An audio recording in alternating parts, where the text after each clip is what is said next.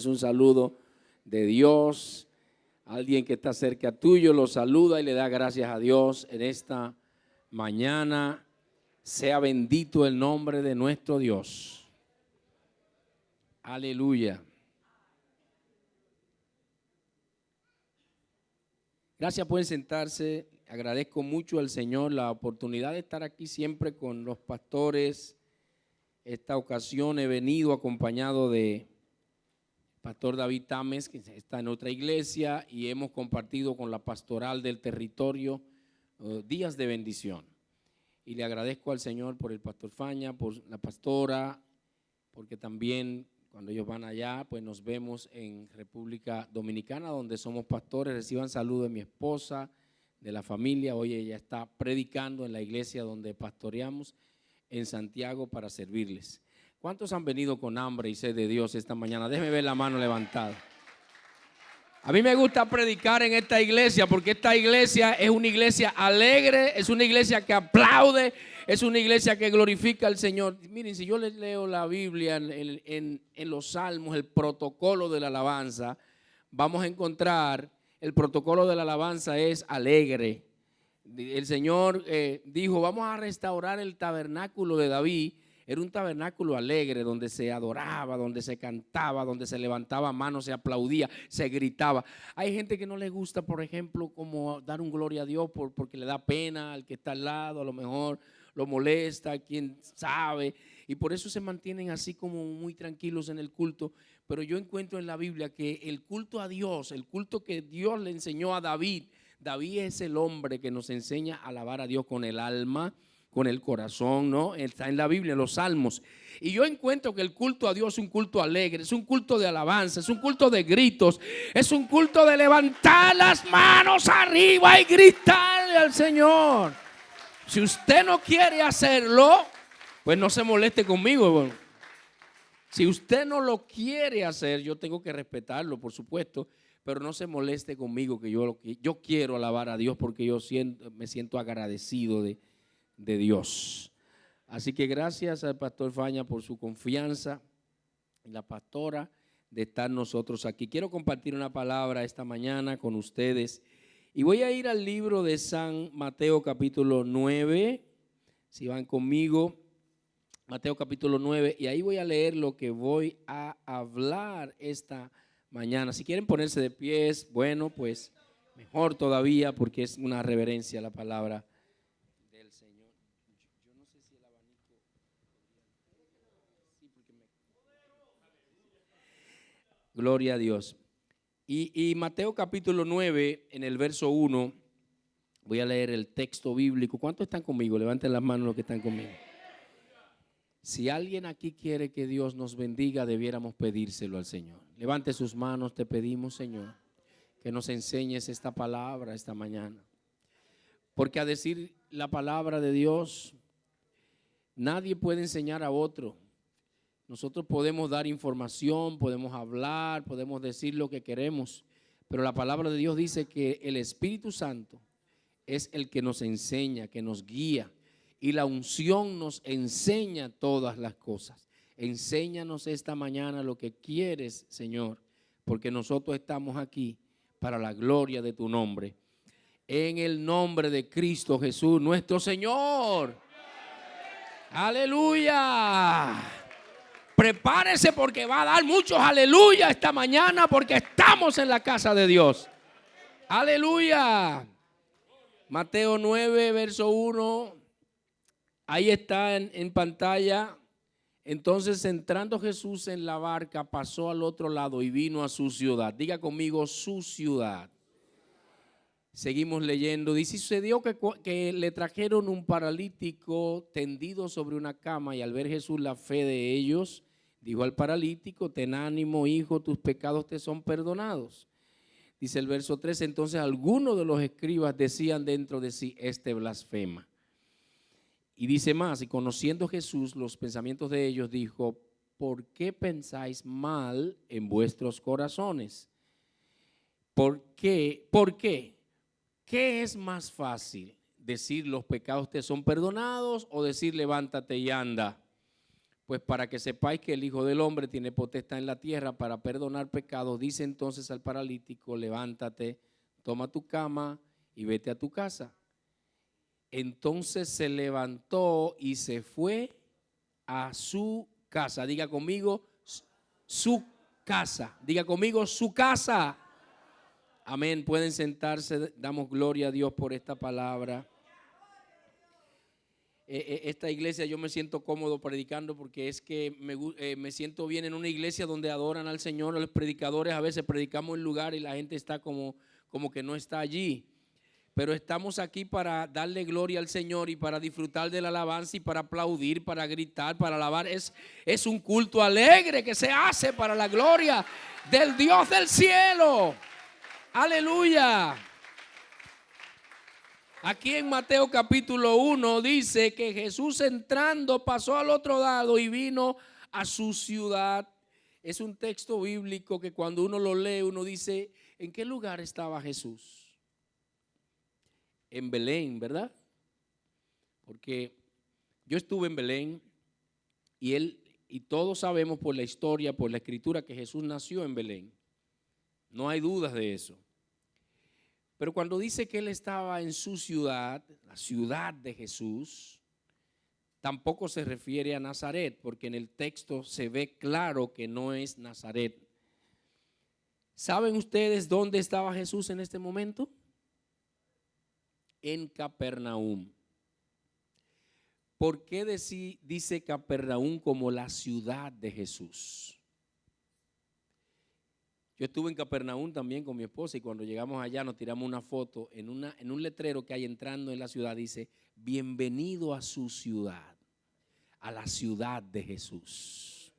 Ese es el letrero que hay en Israel, la única ciudad en Israel que dice eso. ¿Por qué? Porque él nació en Belén, él se crió en Nazaret, pero terminó viviendo y haciendo su ministerio en la ciudad de Capernaum.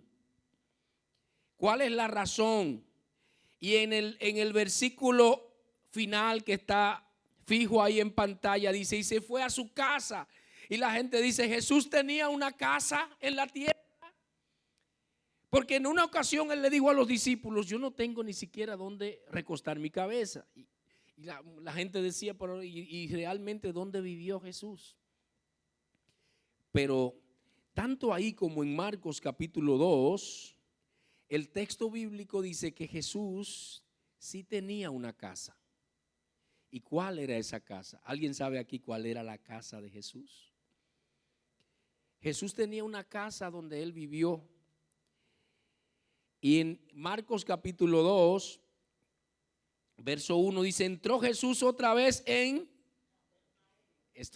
Capernaum. Después de algunos días y se oyó que estaba en casa.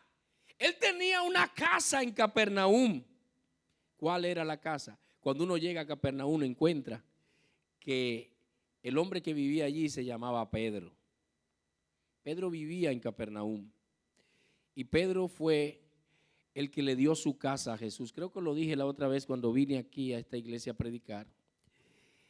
Pedro le dio su casa al Señor Jesucristo para que él viviera en la casa de Pedro.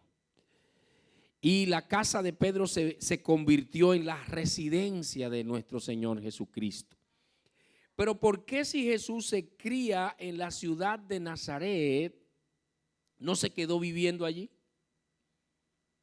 Porque a él le decían nazareno. ¿Recuerdan eso? Pero el nazareno, que no es igual a nazareo, y yo sé que aquí en esta iglesia los predicadores estamos cómodos porque esta es una iglesia que conoce la Biblia, porque aquí se predica la Biblia como en pocas iglesias yo he visto, porque todo el texto bíblico se ve constantemente en esa pantalla. Y me parece muy glorioso que en esta pantalla siempre se vean los textos bíblicos, la Biblia, porque lo que un hombre diga puede ser bueno, puede ser malo, puede ser bonito, puede ser elocuente, pero lo único que permanece sobre la tierra son las palabras dichas por nuestro Señor Jesucristo. Dicen amén esta mañana. Las palabras del Señor permanecen. Y Jesús era nazareno, no nazareo. Nazareo era un voto, como era Samuel, era Sansón, de consagración. Pero Jesús era nazareno porque era de Nazaret, porque él se crió en Nazaret. Pero Nazaret terminó perdiendo a Jesús. ¿Cuántos están conmigo? Yo quiero ver la mano levantada de los que están conmigo esta mañana. Jesús, aunque se crió allí, terminó saliendo de ese lugar, recogió su ropa y allá en Israel, obispo Faña, nos dijeron a nosotros, hay un camino que conecta Nazaret con la zona de Galilea en Capernaum, y por ese camino entre montañas, por ahí se fue el Señor Jesucristo y se mudó de ciudad. Debiéramos en esta iglesia esta mañana saber por qué razón el Señor se muda de lugares. ¿Por qué razón el Señor se va de lugares? Y se va y reside y posa y reposa en otros lugares. ¿Han visto ustedes un texto bíblico que está en el libro de Zacarías que dice: los que salieron de la tierra del norte hicieron reposar su Santo Espíritu? Hicieron reposar al Espíritu Santo, porque hay lugares de donde el Espíritu Santo se va, pero hay lugares a donde el Espíritu Santo se muda para vivir en esos lugares.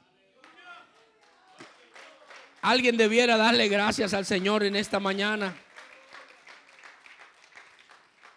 En el libro de San Marcos dice las dos razones principales por las que Jesús se mudó, y yo quiero decírsela a esta iglesia.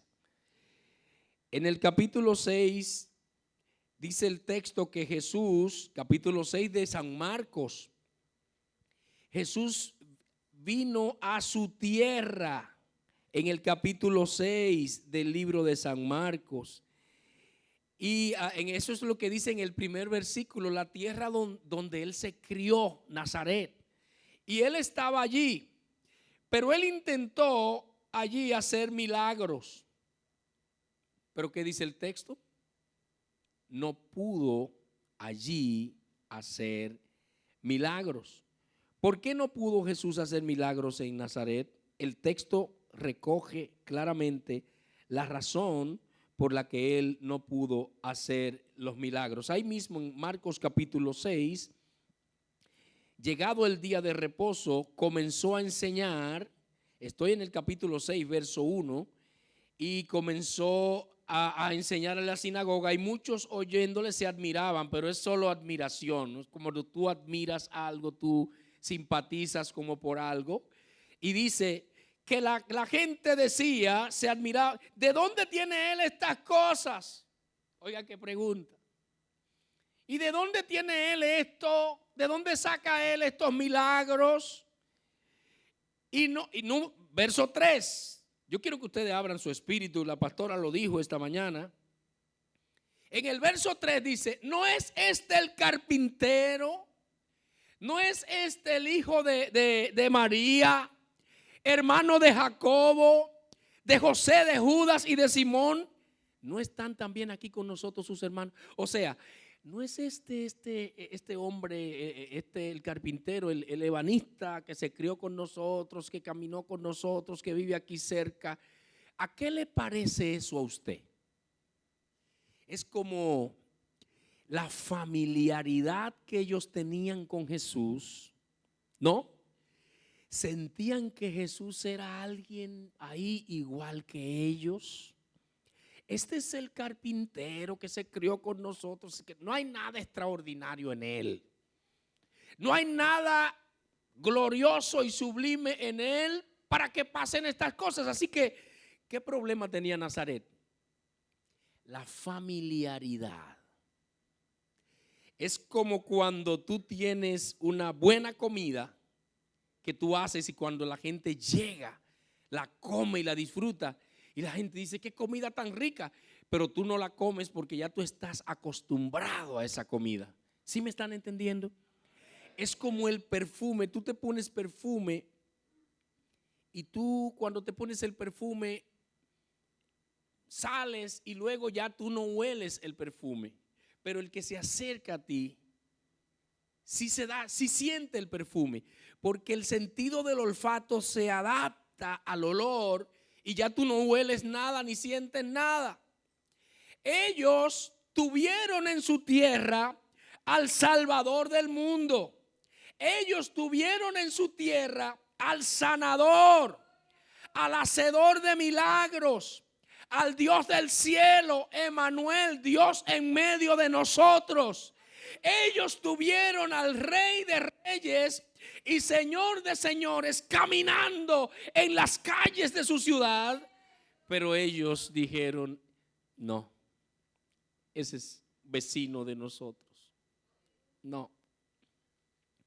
Y no lo trataron con el respeto, la honra y la solemnidad. Y por eso Jesús terminó saliendo de esa ciudad. ¿Cuántos están conmigo esta mañana? La familiaridad va a sacar al Señor de nuestras vidas, de nuestras casas y aún de nuestras iglesias, si nosotros no le damos la honra que Él merece. Yo le voy a mostrar en el Antiguo Testamento de los accidentes que pasaron por la familiaridad. ¿Recuerdan ustedes que el arca del Señor era una caja de madera y ahí estaba la presencia de Dios? ¿Cuántos recuerdan eso? En Éxodo 25 Dios le dice a Moisés: hazme una caja de madera y en esa caja de madera yo voy a estar. Donde quiera que esté esa caja de madera, ahí estoy yo. Era el arca del pacto. Y llegó un momento en que los filisteos capturaron el arca y se la llevaron. Y Israel perdió la presencia de Dios. Fueron tiempos difíciles. ¿Cuándo fue ese tiempo? ¿Recuerdan los tiempos del sacerdote Elí? ¿Qué había en ese tiempo, Pastor Faña? El sacerdote Elí era un sacerdote de Dios, ungido por Dios, pero sus hijos estaban haciendo de todo en la iglesia. Adulteraban, fornicaban, malversaban los fondos, eran irreverentes con la ofrenda, con los sacrificios. ¿Cuántos están conmigo? Además de eso, su papá los llamaba, le daba consejitos en la casa, pero no tomaban las medidas. Y había tiempos de oscuridad en Israel en este tiempo, hasta el punto que los filisteos terminaron capturando el arca y se la llevaron a Ascalón, a Asdod, a esas ciudades de ellos. Y el arca de Dios salió de Israel y ellos perdieron la presencia de Dios. Después que el arca se va y ellos pierden la presencia de Dios, yo quiero que vean ustedes lo que dice Primera de Samuel, capítulo 7, para que ustedes vean lo que pasa allí. Dice: vinieron los de Kiriat Yarim y llevaron el arca de Jehová y la pusieron en casa de Abinadab, situada en el collado, y santificaron a Eleazar, su hijo, para que guardase el arca de Jehová. Y dice el verso 2, oigan lo que dice, y esto es lo que quiero que ustedes vean. Desde el día en que llegó el arca a Kiriat Yarim, Pastor Fañas, pasaron muchos días, 20 años. Y toda la casa de Israel lamentaba en pos de Jehová. Eran tiempos de lamentos, porque perdieron la presencia de Dios. Perdieron la gloria de Dios que estaba en el arca. Y en ese tiempo en que el arca está fuera de Israel, el arca llega a la casa de este hombre. Abinadab era un sacerdote de Dios. Y Abinadab tenía unos hijos que servían con él en el sacerdocio. Pero ¿qué dice la Biblia? Que en esos 20 años que estuvo el arca, lo único que hubo fue lamentos. Lo único que hubo fue dolor, porque habían perdido la presencia de Dios. Si usted pierde dinero, lo puede recuperar. Usted puede perder un matrimonio, a lo mejor Dios le da otro mejor. Usted puede perder hijos y Dios le puede dar hijos. Puede perder propiedades, lo que sea. Muchas cosas se pueden recuperar, porque son cosas que no son la vida entera. Pero cuando perdemos la presencia de Dios, lo perdemos todo. Es la pérdida más grande que un ser humano puede perder, es cuando pierde la presencia de Dios sobre su vida, sobre su casa, sobre su familia. Pero la Biblia también nos dice que Saúl vino y Dios ungió a Saúl. Y Saúl duró 40 años reinando en Israel. y ni preguntó por el arca. En esos 40 años de Saúl, Saúl nunca mandó a buscar el arca. Saúl nunca dijo, ¿y dónde está el arca? ¿Y dónde está la presencia de Dios? Porque no tenía pasión por Dios, no tenía devoción por Dios, no tenía un corazón de la presencia, un corazón para Dios, un corazón que anhelaba a Dios, que deseaba a Dios, que le buscaba. No, por eso la Biblia dice que Saúl terminó siendo rechazado por el Señor. Porque Saúl lo que buscaba era la gloria de él, guardaba la apariencia, quería que los hombres lo reconocieran, pero se olvidó de la palabra de Dios y se olvidó de la presencia de Dios porque nunca mandó a buscar el arca. Luego Dios le dice a Saúl, te estoy rechazando, y le dijo a Samuel, ni siquiera ore por este hombre, porque este hombre ni siquiera tiene respeto por Dios, ni por los preceptos, ni escucha las palabras del Señor. Y Dios le dijo, voy a escoger un hombre que ya está escogido, uno que sí tenga un corazón perfecto para conmigo, a David, uno que sí va a escuchar mis palabras. ¿Cuánto dan gloria a Dios por la vida de David, el rey David? Y en 2 de Samuel, capítulo 6, dice que cuando Dios escoge a David y lo unge y lo hace rey de Israel, David un decreto presidencial número 1. Siempre los presidentes cuando llegan hacen un primer decreto, pero siempre los presidentes lo primero que hacen es nombrar un gabinete gubernamental, oficial, nombrar los ministros, buscar a sus amigos y ponerlo en las direcciones, en los ministerios, y hacen una fiesta. Los presidentes lo primero que hacen es una fiesta y celebran con sus amigos, con los compañeros del partido. Eso es lo primero que hacen. Pero miren lo que dice en 2 de Samuel capítulo 6. El texto dice que David lo primero que hace es averiguar dónde está el arca de Dios, y dijo, vamos a buscar el arca de Dios. Eso es lo primero que yo quiero hacer en mi reinado. ¿Alguien aquí puede alabar al Señor en esta mañana? Aleluya. Se levantó David y partió de Baala de Judá con todo el pueblo que tenía consigo para hacer pasar el arca de Dios. Primera decisión de un hombre con un corazón para Dios, corazón perfecto: buscar el arca del Señor y traerla a Jerusalén. Pero en el texto vemos, y no lo voy a leer todo, que hubo un fracaso. Pasó un fracaso muy serio. Es que 2 de los hijos del sacerdote donde estaba el arca, el texto dice Usa y Ahío, cuando el arca la estaban sacando para traerla a Jerusalén, Usa extendió su mano porque se iba a caer y trató de agarrar en la caja de madera y estabilizarla. Y dice el texto bíblico que de una manera isofacto la gloria de Dios lo eliminó, lo fulminó de manera instantánea. Y se ve como algo como raro en la Biblia que Dios mate a un hombre por ponerle la mano al arca. Pero tenemos que ver bien claro en el contexto por qué este muchacho le pone la mano al arca de esa manera. Porque el arca estuvo en su casa durante más de 20 años. Y parece ser que en su casa no le enseñaron a respetar el arca de Dios.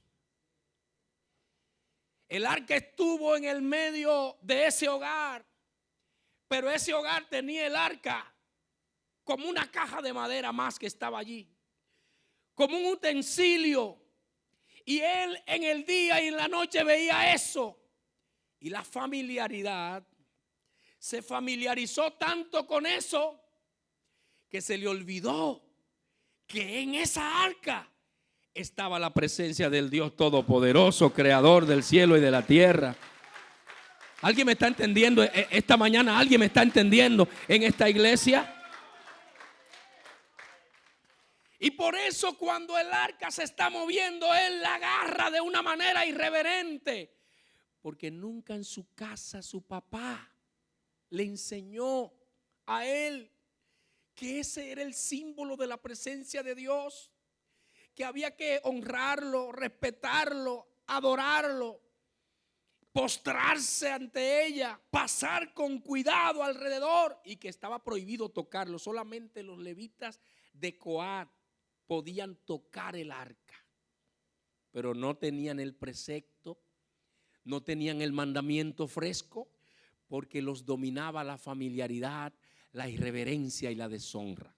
Si nosotros somos deshonrosos, si somos irreverentes, si nos acostumbramos a la gloria de Dios, si nos acostumbramos a la adoración y perdemos la solemnidad y el valor por la presencia de Dios, ¿sabe lo que va a pasar? Vamos a perder lo mejor de Dios y de su presencia para nuestras vidas y nuestras casas y nuestras iglesias. Y en texto dice en el capítulo 6, yo no sé si están conmigo, que cuando le dijeron eso a David, verso 8, yo quiero que me vayan poniendo los versículos. En el versículo 8 dice: se entristeció David porque Jehová hirió a Usa. Y se fue David deprimido a llorar en la presencia de Dios. ¿Qué pasó, Señor? Algo pasó.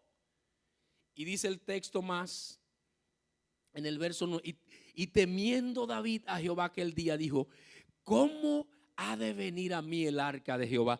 Es lo que David dice, Pastor Faña, es: yo tengo que aprender el protocolo para traer, porque de que voy a traer el arca, la voy a traer. De que la voy a buscar, la voy a buscar.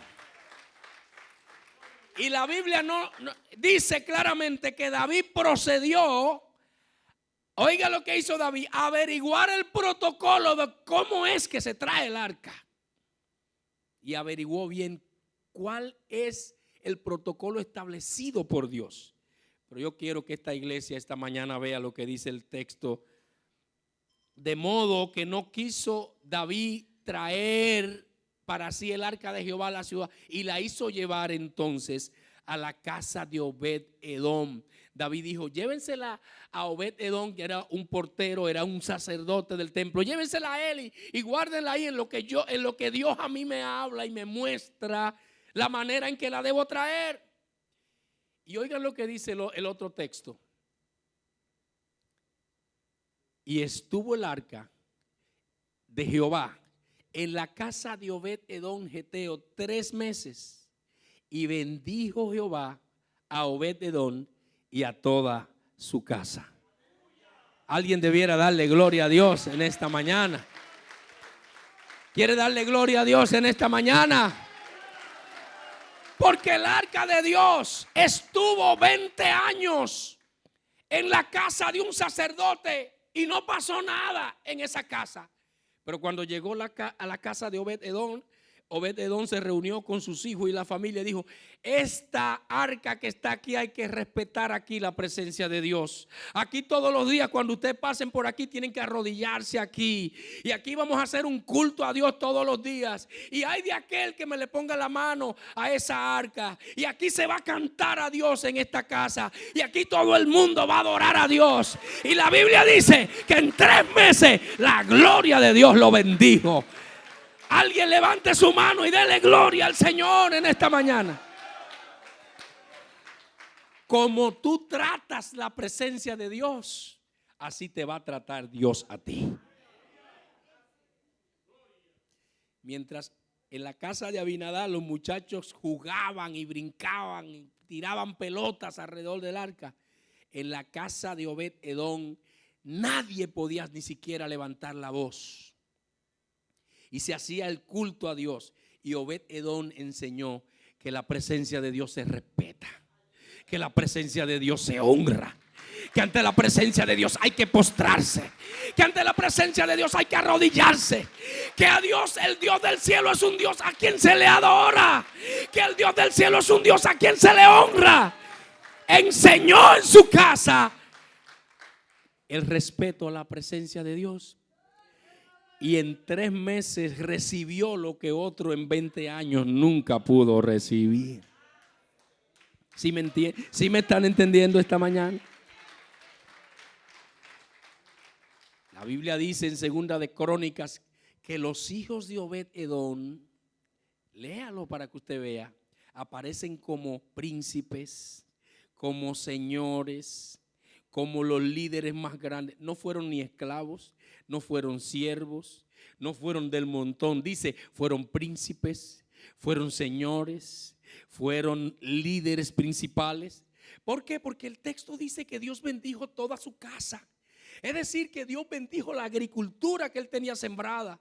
Es decir, que el ganado de Obed-Edom prosperó. Es decir, que las hijas consiguieron los mejores esposos. Es decir, que las empresas que emprendieron fueron prosperadas. Es decir, que la salud de ellos fue la mejor salud. Es decir, que los hijos fueron llevados a la bendición. Alguien debiera aquí alabar el nombre del Señor. La presencia de Dios prospera la vida del hombre. La presencia de Dios prospera la vida de una familia. Alguien levante su mano y dele gloria al Señor. Aleluya. Verso 12 dice: fue dado aviso a David.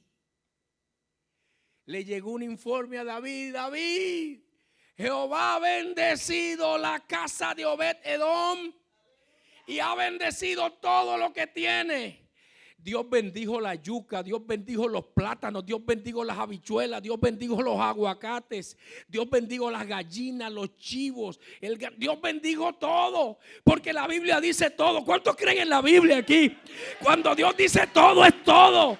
Dios bendijo toda la casa de Dios, la casa de Obed-Edom. Y dice, bendijo Jehová la casa de Obed-Edom y todo lo que tiene. Pero dice más, dice, a causa del arca de Dios. Esto es lo que yo quiero esta mañana que entendamos nosotros.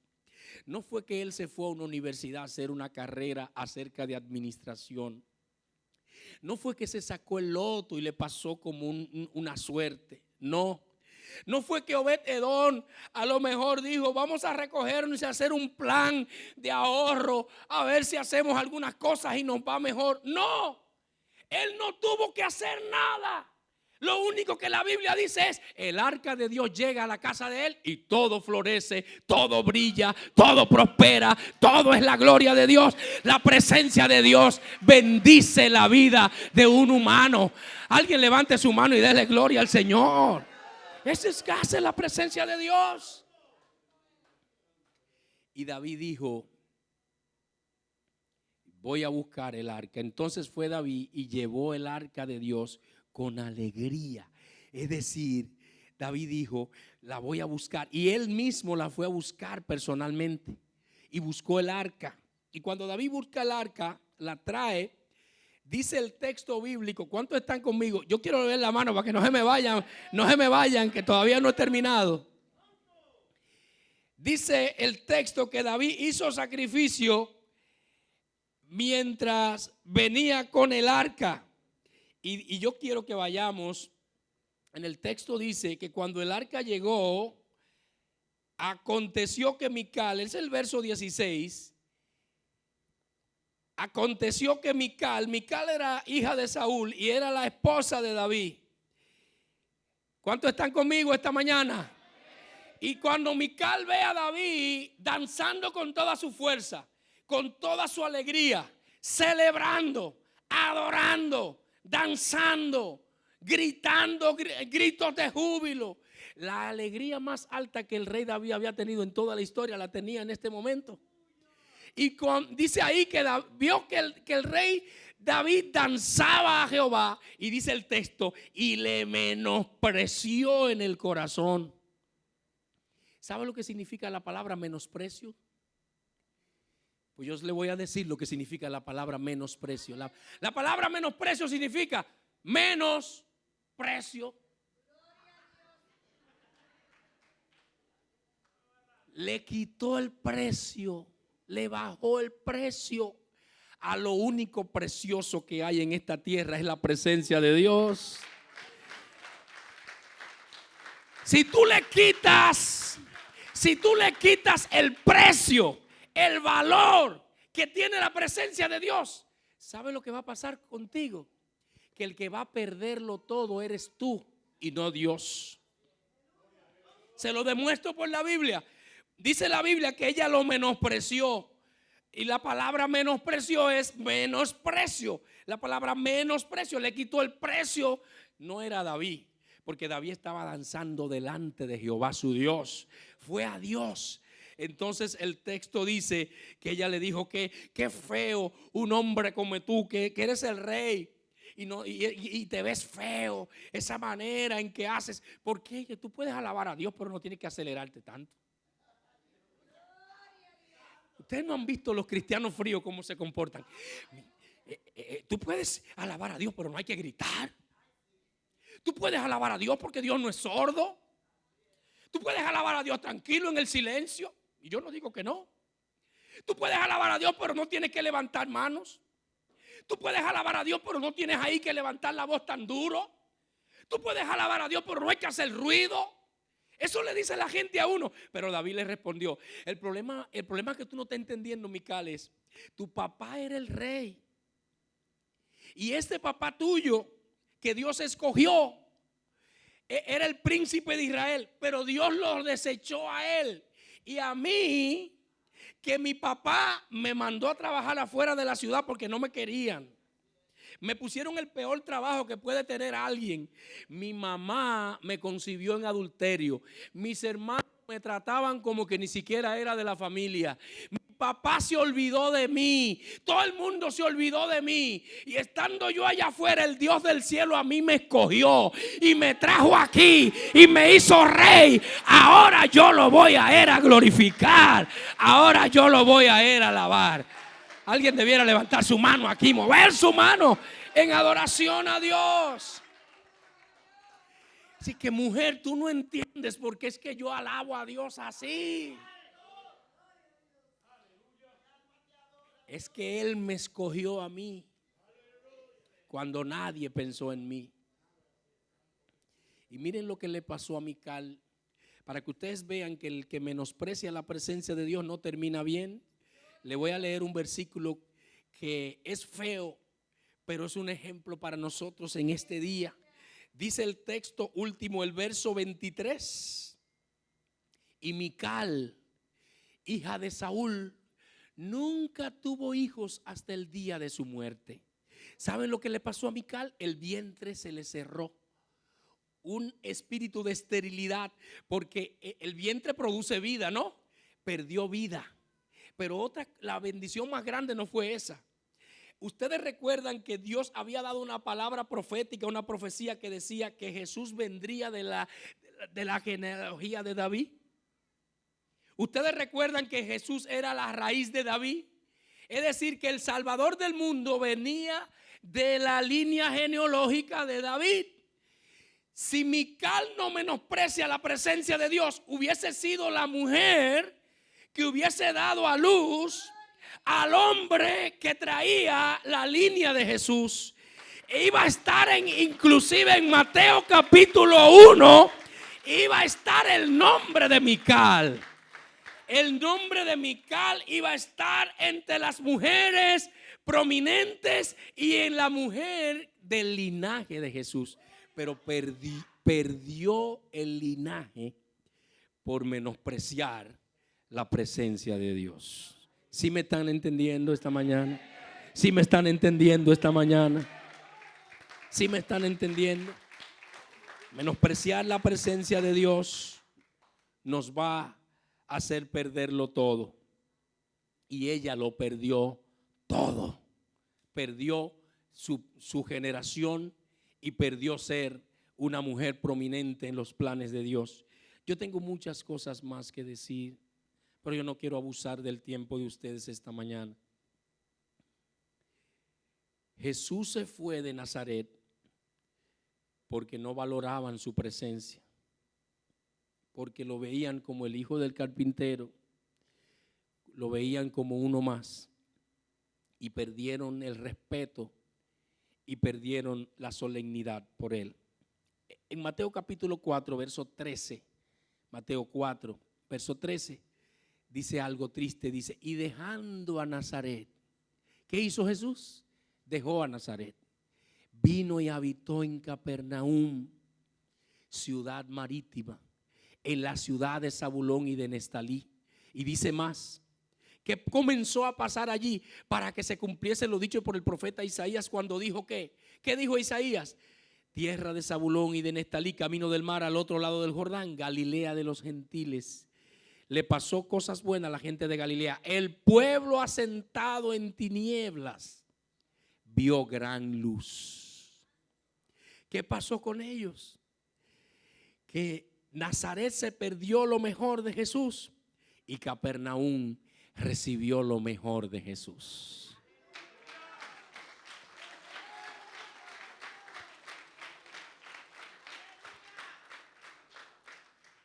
Cuando estaba en Israel con mi esposa hace unos 4 años, el doctor Pagán, decano de la Universidad de Jerusalén, puertorriqueño, nos montamos en un barco, hicimos un culto en el mar de Galilea y el doctor Pagán nos dijo, en este lugar Jesús hizo el 80% de sus milagros. De cada 100 milagros que Jesús hizo, 80 los hizo en Capernaum. ¿Por qué? Porque Capernaum fue la ciudad que lo recibió y lo aceptó. Capernaum fue una ciudad donde cuando él llegó las playas estaban llenas esperando. Los árboles, se subían a los árboles para ver si lo tocaban. La mujer del flujo corría para tocar su vestidura para recibir un milagro. La gente tenía hambre, rompían los techos de la casa. A Pedro le rompieron el techo en la casa. Yo no sé cómo se las arregló para repararlo. Pero les rompieron el techo porque la casa estaba llena y querían un milagro y rompieron el techo. Rompían los techos. Jesús a veces no podía ni bajar de la barca porque ya no podía entrar entre la gente. A veces Jesús se escondía, dice el texto bíblico. Pedro, arréglame la barca porque no me deja la gente. Había hambre y sed de Dios en Capernaum. Había deseo de escuchar. Mientras otros menospreciaron la presencia de Dios, mientras otros no querían las palabras, los milagros de Jesús, otros estaban esperando que Jesús viniera y trajera la presencia de Dios. ¿Sí me están entendiendo esta mañana? ¿Qué tiempo me queda, Pastor Fañas? Para yo no abusar del tiempo de ustedes, no sé qué tiempo me queda. Voy a tomar 10 minutitos más. Miren, yo quiero decirles que hay varias razones más por las que Jesús se tuvo que ir, pero yo no tengo el tiempo. Pero yo lo único que quiero decirles es, ¿cómo podemos nosotros recuperar que Jesús vuelva? ¿Les gustaría saber eso? Pues, yo quiero decirles a ustedes, ¿cómo podemos hacer que si Él se fue, lo podamos hacer volver? Eso se puede. En el Antiguo Testamento hubo algunos que tuvieron al Señor y lo perdieron para siempre. Saúl, Sansón. ¿Recuerdan a Sansón? Sansón lo perdió y ni cuenta se dio cuando Dios se fue. Porque Dios tiene una característica que cuando Él viene todo el mundo lo sabe, pero cuando se va, Él no lo anuncia. Se lo demuestro por la Escritura, que cuando Él, en Pentecostés, cuando el Espíritu Santo vino, en Israel nos dijeron que hubo un escándalo, que un estruendo, que todo el mundo supo que el Espíritu Santo llegó. Yo estaba en el Monte de los Olivos allá, y allá nos dijo el doctor Pagán, mira, allá está el aposento alto, y el ruido que se hizo allá llegó hasta el Monte de los Olivos, cuando el Espíritu Santo, un viento recio, lo dice el libro de los Hechos, y hubo un estruendo, y se escuchó. Cuando el Espíritu Santo viene, la gente sabe que Él llegó, porque Él viene con poder, Él viene con autoridad, Él viene con milagros. Pasan cosas tremendas que la gente sabe que Dios está en ese lugar. Amén. Pero cuando Él se va, la gente no sabe que Él se ha ido. Pasó con Saúl, pasó con Sansón y con muchos otros más. Pero en Éxodo 32, la Biblia dice que Moisés subió al Sinaí a hablar con Dios. Y mientras estaba escribiendo las tablas de la ley, el pueblo se desesperó. Y en el desespero, de repente llamaron a Aarón y le dijeron: Aarón, Moisés subió y se quedó. Olvidémonos de eso y hagamos un becerro de oro. Hagamos un Dios. Y hasta le pusieron Jehová a ese becerro. Ustedes han leído la Biblia que le pusieron Jehová. Y ese becerro se constituyó en el Dios de ellos. Otra de las razones por las que sacamos a Dios, los becerros de oro.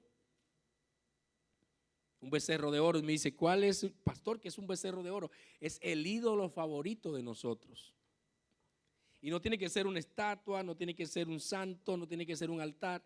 Es aquello para lo que tú vives, es aquello que consume tu corazón, es lo que cautiva tus ojos, es lo que la devoción. Hay cristianos que están en la iglesia, pero la devoción de ellos es la comida.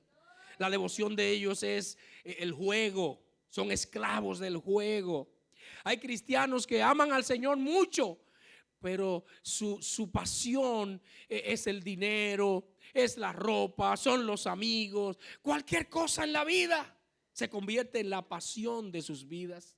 Y ese becerro de oro va a sacar al Señor de tu vida y no te vas a dar cuenta. Amén. Dice el texto bíblico que cuando Dios le dice a Moisés, tu pueblo que está adorando la estatua, desciende porque ya se descarriaron. Y Dios le dio una mala noticia al pueblo. Dios le dijo a Moisés, ya yo no voy contigo. No voy contigo. Está ahí en el capítulo 32. No voy contigo.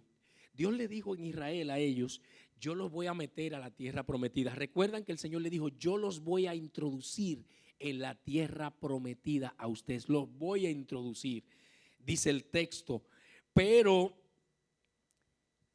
en el texto aquí dice que Dios le dijo a Moisés, ya yo no voy a ir con ustedes. Inclusive le dijo, mi ángel, y lo estoy aquí viendo, mi ángel va a ir con ustedes y lo va a introducir.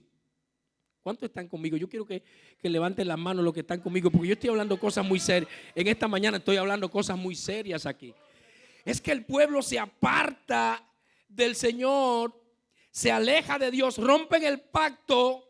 Y cuando Moisés ora, Dios le dice, ya yo no voy.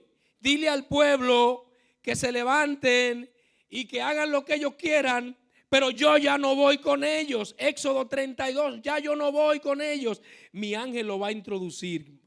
Un ángel, Dios dijo, ahora le voy a mandar un ángel. Ya yo personalmente yo no voy. Se dan cuenta que Dios se molesta y se aira. Se dan cuenta que Dios puede dejarte. Dios puede abandonar un hombre, una mujer. Dios puede abandonar una familia. Aún una iglesia, Dios la puede abandonar si levantan becerros de oro.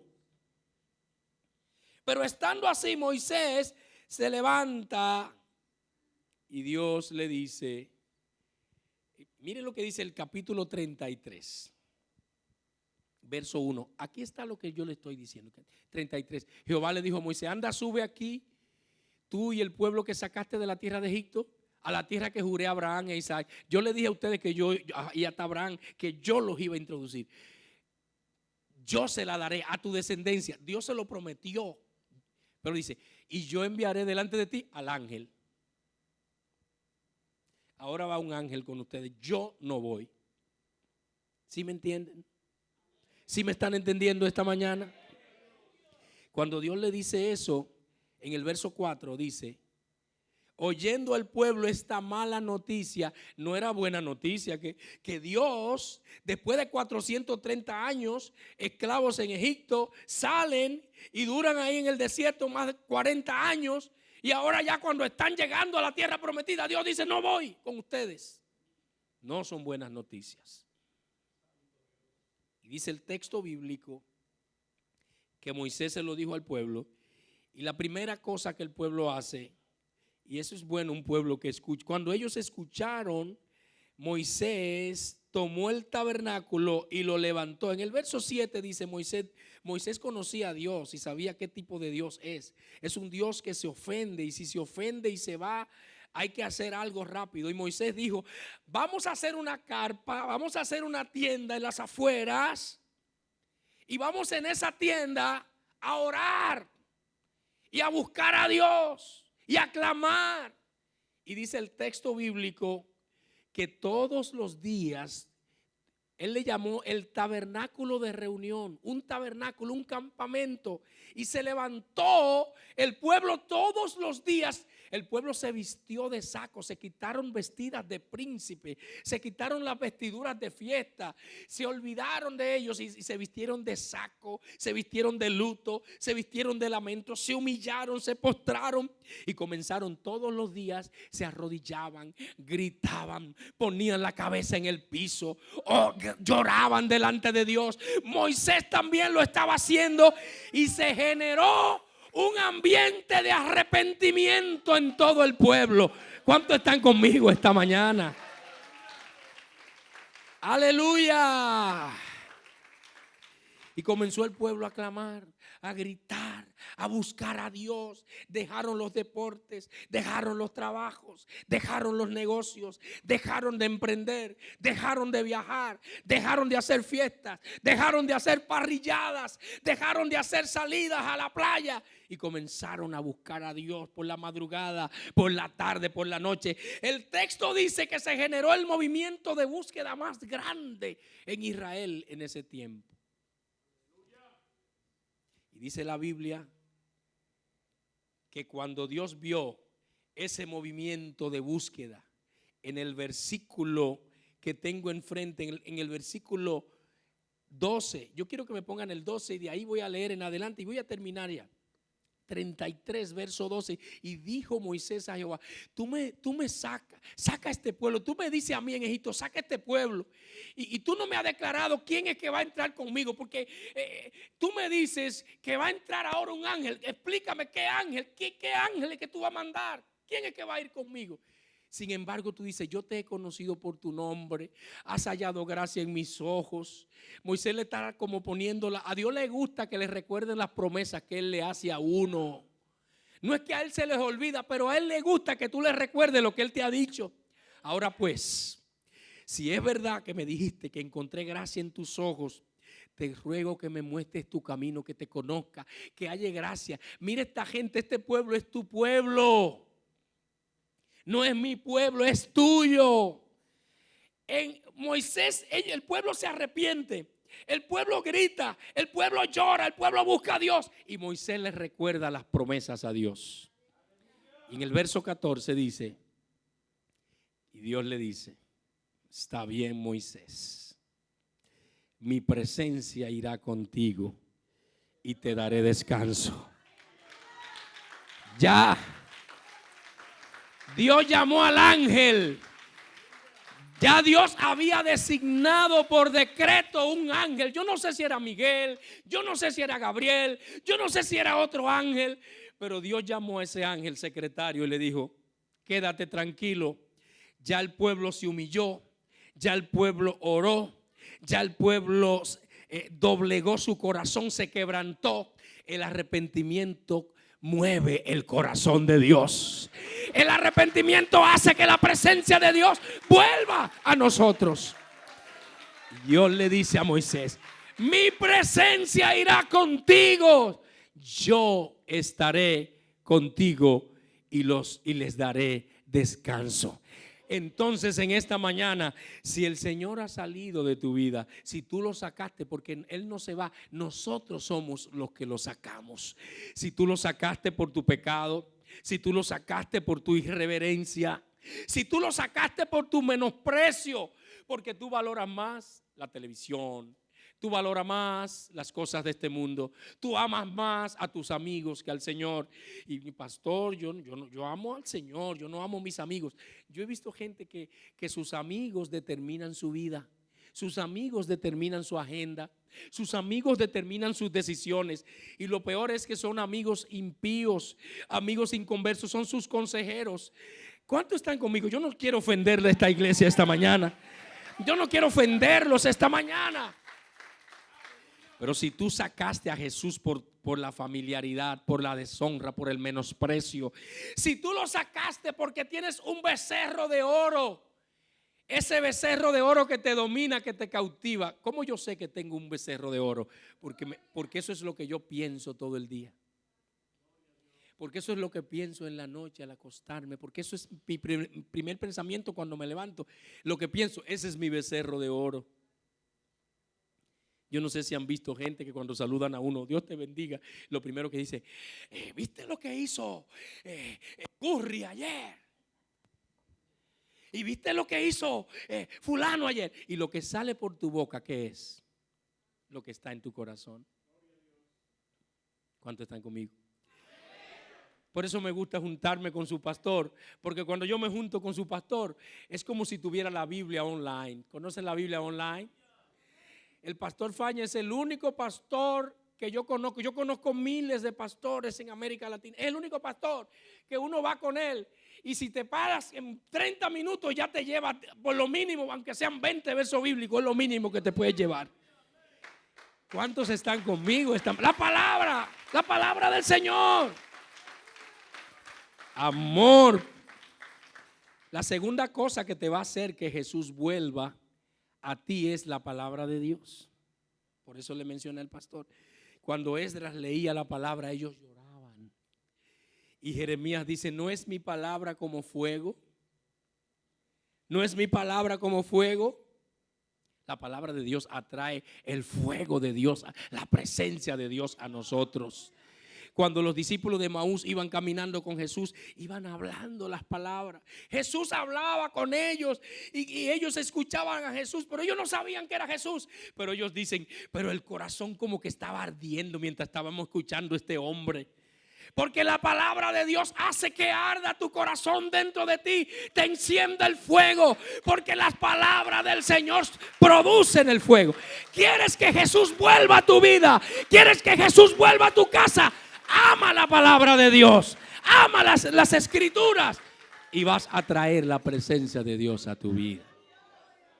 Si en tu casa lo que hay es el periódico diario, si en tu casa lo que hay es lo que dice la ONG, la Organización Mundial de la Salud, los economistas, lo que dice la política, pero si en tu casa no se lee el texto bíblico, entonces tú has sacado a Jesús de tu casa. ¿Alguien está conmigo esta mañana? Es el tiempo de volver a traer a Jesús de nuevo a nuestras casas. Llegó el tiempo de pedirle perdón al Señor en esta mañana y decirle, Señor, perdóname porque yo te saqué de mi casa, te saqué de mi vida, te saqué de la familia. Porque en mi casa todo gira en torno al dinero, en mi casa gira todo en torno a la comida, en mi casa gira todo en torno a la vanidad, en mi casa nada más se habla de las vanidades de este mundo, en mi casa nada más se habla de viajes, de hobby. Y yo no digo que no lo hagamos y que no lo disfrutemos, tiene todo su lugar, pero cuando toda la vida de nosotros gira en torno a eso, es un becerro de oro. Saca a Jesús. Estoy explicando yo esta mañana, me estoy explicando. Vamos a recuperar a Jesús. Vamos a traer a Jesús de nuevo. ¿Cómo tenemos que hacerlo? Perdóname, Señor, porque yo te saqué. Perdóname, Señor, porque puse primero las cosas de este mundo primero que tú. Que al levantarte el primero con el que hables sea el Señor. Tu primer pensamiento sea Él. Las palabras de tu boca sean las palabras de Él. Que en tu corazón hay una adoración para Él. Que en tu casa hay un altar para Dios. Que tus hijos sepan que en tu casa Dios está. Que a Dios se le respeta. Yo he visto papás que no quieren ofender a sus hijos. Y el hijo le dice, yo no voy para la iglesia porque está muy frío hoy. Ay, para que no se ponga triste, pues dejémoslo tranquilo. Y es el momento de orar. Ay, no, yo no voy a orar, yo voy a ver televisión. Ay, para que mi hijo no se ponga triste, pues vamos, dice, está bien, sigue bien. No ores y sigues ahí. Entonces somos como el sacerdote Elí, que perdió la presencia de Dios porque sus hijos hacían cosas malas y él no tomaba las decisiones. Él no tomaba una postura radical. El que quiere atraer la presencia de Dios de nuevo tiene que ser un radical para Dios. tiene que ser un radical para Dios. ¿Cuántos dicen amén esta mañana? Ponte de pies conmigo. Este es el momento de orar. Si tú lo perdiste, lo puedes recuperar en esta mañana. Si tú lo sacaste de tu vida, si lo sacaste de tu casa, tú lo puedes recuperar en esta mañana. ¿Cómo lo vas a recuperar? Arrepentimiento. El arrepentimiento lo va a volver a traer al Señor. Cierra tus ojos, levanta tus manos, lo que quieras hacer. Pero en esta mañana vamos a pedirle perdón a Él. Vamos a decirle: Señor, yo te ruego que me perdones, porque yo te saqué de mi vida y de mi casa. Yo te he sacado, Señor, por los juegos de azar. El amor por los juegos, el amor por las cosas de este mundo sacaron a Jesús de mi vida. Y yo quiero pedirte perdón. Alguien que le pida perdón al Señor en esta mañana. Alguien que se humille al Señor ahora. En el nombre de Jesús. El arrepentimiento, la humillación del corazón va a hacer que Jesús vuelva de nuevo. Yo quiero saber si estás orando. Hay alguna gente que no está orando. Este es el momento de orar. Eso es un momento muy serio para orar. Perdónanos, Señor. Perdona mis pecados, Señor. ¿Con qué pecado contra ti? Porque yo te saqué. Yo no quiero ser como la casa de Abinadab. No quiero ser como esa casa irreverentes que no valoran la presencia. Yo quiero ser como la casa de Obed-Edom, una casa que te ama. Yo siento el Espíritu de Dios se está moviendo suavemente. El Espíritu de Dios se está moviendo. Perdóname, Señor, pero yo no quiero ser de la casa de Abinadab. Yo quiero ser casa de Obed-Edom, una casa que te honra. En el nombre de Jesús. En el nombre de Jesús. Hay una unción esta mañana fluyendo aquí en este lugar. Deja que salga la adoración, porque la unción está fluyendo esta mañana. Oh, Ramasanda, Rabasata, Rabajanda, Rabajaya. Espíritu Santo, aquí estamos delante de ti. Queremos darte la bienvenida de nuevo. Que vuelvas de nuevo a nuestras vidas, que vuelva a nuestras casas. Si sacamos al Señor, este es el momento para volver otra vez a estar a cuentas con Él. Háblale a Dios ahora. Háblale a Dios ahora. Este es el momento. Se está moviendo el Espíritu de Dios esta mañana. El que tenga oídos para oír, oiga lo que el Espíritu de Dios le está hablando a la iglesia esta mañana. Tenemos que recuperar la presencia del Señor. Tenemos que volverlo a traer de nuevo a nuestras vidas.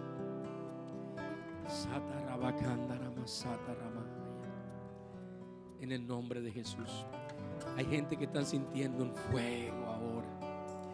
Están sintiendo el fuego ahora. Se está moviendo aquí.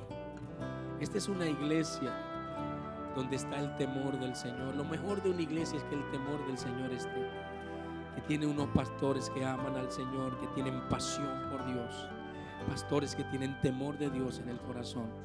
Y por eso Él se agrada al Señor.